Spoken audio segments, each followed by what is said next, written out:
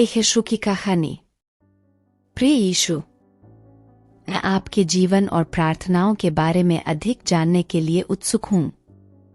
आपने अपने जीवन में कई कठिनाइयों का सामना किया, लेकिन आपने हमेशा ईश्वर की इच्छा के लिए आत्मसमर्पण किया। आपकी प्रार्थनाएं हमें प्रेरणा और मार्गदर्शन देती हैं। मैं आपसे अनुरोध करता हूँ कि आप मुझे अपनी प्रार्थनाओं के बारे में अधिक बताएं।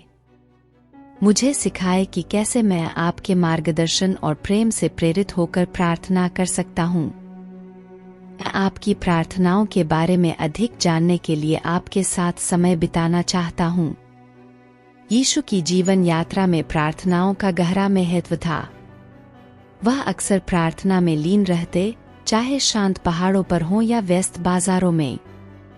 उनकी प्रार्थनाएं आंतरिक संघर्षों, गहरी जिम्मेदारी और असीम प्रेम का दर्पण थीं। इस कहानी में हम यीशु की एक विलक्षण प्रार्थना का अन्वेषण करेंगे, जो बाइबल में वर्णित नहीं है, परंतु हमें उनके अद्वितीय चरित्र और मानवता के बारे में और अधिक बताती है। नजारेत की रात। मसीह बनने के अपने मिशन की शुरुआत से पहले यीशु अपने साधारण जीवन को नजारेत के नगर में बढ़ीगिरी के काम में बिता रहे थे। एक रात जब नगर गहरी नींद में था, यीशु अपनी कार्यशाला में अकेले थे। उनके हाथों में लकड़ी का एक टुकड़ा था, जिसे वह आकार देने की कोशिश कर रहे थे, परंतु उनकी आंखें बंद थीं और उनका चेहरा चिंताग्रस्त था। वह प्रार्थना कर रहे थे। हे पिता, उनकी आवाज धीमी थी, मेरे कंधों पर बहुत बड़ा बोझ है। मैं जानता हूं कि मुझसे एक बलिदान मांगा जाएगा। लोगों को मुक्ति दिलाने के लिए मुझे अपनी जान देनी होगी। मैं डरता हूं, पिता।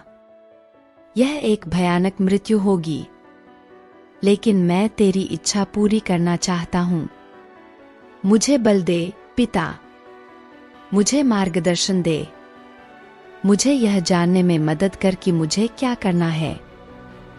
उस रात यीशु को एक दर्शन हुआ। उन्होंने एक विशाल मैदान देखा, जहां विभिन्न धर्मों और संस्कृतियों के लोग एक साथ शांति से रह रहे थे। बच्चों की हंसी गूंज रही थी और हर चेहरे पर खुशी झलक रही थी। यीशु जानते थे कि यह उनकी बलिदान का फल था। इस दृश्य ने उन्हें आशा और शक्ति प्रदान की। जॉर्डन नदी में बपतिस्मा। अगले दिन यीशु जॉर्डन नदी में बपतिस्मा लेने के लिए गए। जैसे ही वह पानी से निकला, उसने स्वर्ग से एक आवाज सुनी, यह मेरा प्रिय पुत्र है, जिसमें मेरी प्रसन्नता है। इस अनुभव ने यीशु को आश्वस्त किया कि वह सही रास्ते पर था। परीक्षाएं और प्रलोभन। यीशु को अपने मिशन में कई कठिनाइयों का सामना करना पड़ा। उसे बुराई की शक्तियों द्वारा प्रलोभन दिया गया, उसे लोगों की अस्वीकृति का सामना करना पड़ा और अंततः उसे मृत्युदंड दिया गया। हर चुनौती के दौरान वह प्रार्थना में शरण लेता था। जब उसे जंगल में प्रलोभन दिया गया, तो उसने प्रार्थना की, हे पिता, इन परीक्षाओं से मुझे बचा। मुझे अपनी बुद्धि से चलने की अनुमति मत दे, बल्कि मुझे तेरी इच्छा को पूरा करने में सहायता कर। जब उसे क्रूस पर चढ़ाया जा रहा था, तो उसने प्रार्थना की, हे पिता, उन्हें क्षमा कर, क्योंकि वे नहीं जानते कि वे क्या कर रहे हैं। पुनरुत्थान और आरोहण। यीशु के पुनरुत्थान के बाद उनके शिष्यों ने उन्हें ऊपर उठते हुए देखा और उन्हें स्वर्ग में जाते हुए सुना। इससे पहले कि वह पूरी तरह से छिप जाता, उसने अपने शिष्यों को अंतिम बार आशीर्वाद दिया और कहा, जाओ और सारी दुनिया को सुसमाचार का प्रचार करो। सभी लोगों को शिष्य बनाओ और उन्हें पिता, पुत्र और पवित्र आत्मा के नाम में बपतिस्मा दो। यीशु की प्रार्थनाओं के माध्यम से हम उनकी मानवता और ईश्वरत्व को समझ सकते हैं। वह दुख, भय और अनिश्चितता महसूस करते थे, लेकिन उन्होंने हमेशा ईश्वर की इच्छा के लिए आत्मसमर्पण किया। उनकी प्रार्थनाएं। पिछली कहानी यीशु की प्रार्थनाओं के एक अनोखे पहलू को दर्शाती है।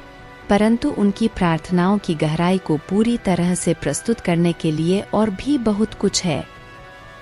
यहाँ हम अगले भाग में यीशु की कुछ और प्रार्थनाओं पर गौर करेंगे।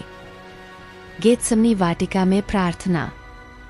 यीशु को गिरफ्तार किए जाने से पहले की रात वह अपने शिष्यों के साथ गेत्समनी वाटिका नामक बाग में गया था। वह जानता था कि उसे अगले दिन क्रूस पर चढ़ा दिया जाएगा और बहुत पीड़ा सहनी पड़ेगी। उसे बहुत डर लगा, लेकिन उसने प्रार्थना की, हे मेरे पिता, यदि हो सके तो यह कटोरा मुझसे टल जाए, परंतु जैसी तेरी इच्छा है वैसा ही हो। मत्ती 26:39। यह प्रार्थना यीशु की इंसानी कमजोरियों को दर्शाती है। वह पीड़ा से डरता था, लेकिन ईश्वर की इच्छा के सामने आत्मसमर्पण कर देता है। क्रूस पर प्रार्थना। क्रूस पर चढ़ाए जाने के दौरान यीशु अत्यधिक पीड़ा में था। फिर भी उसने अपने दुश्मनों के लिए भी प्रार्थना की, हे पिता, उन्हें क्षमा कर, क्योंकि वे नहीं जानते कि वे क्या कर रहे हैं। लूका 23:34। यह प्रार्थना यीशु के असीम प्रेम और करुणा को दर्शाती है। वह उन लोगों के लिए भी क्षमा मांगता है जिन्होंने उसे इतना कष्ट दिया था।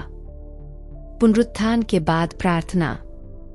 अपने पुनरुत्थान के बाद यीशु अपने शिष्यों को दिखाई दिया और उनके लिए प्रार्थना की, हे पिता, मैं उन लोगों के लिए विनती करता हूँ जिन्हें तूने मुझे दिया है, कि वे सब एक हों जैसा कि हम एक हैं।